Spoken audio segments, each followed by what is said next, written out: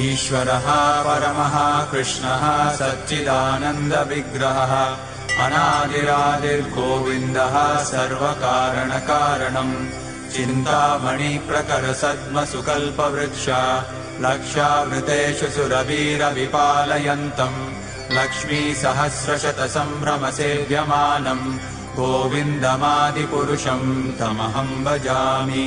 वेणुम् क्वणन्तमरविन्ददलायताक्षम् बर्हावतम् समसिताम्बुदसुन्दराङ्गम् कन्दर्पकोटिकमनीयविशेषशोभम् गोविन्दमादिपुरुषम् तमहम् भजामि।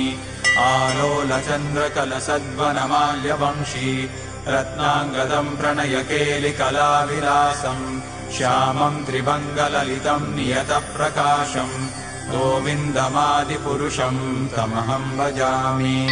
अङ्गानि यस्य सकलेन्द्रियवृत्तिमन्ति पश्यन्ति पान्ति कलयन्ति चिरम् जगन्ति आनन्दचिन्मयसदुज्ज्वलविग्रहस्य गोविन्दमादिपुरुषम् तमहम् भजामि। अद्वैतमच्युतमनादिमनन्तरूपम् आद्यम् पुराणपुरुषम् नवयौवनम् च वेदेषु दुर्लभमदुर्लभमात्मभक्तौ गोविन्दमादिपुरुषम् तमहम् भजामि।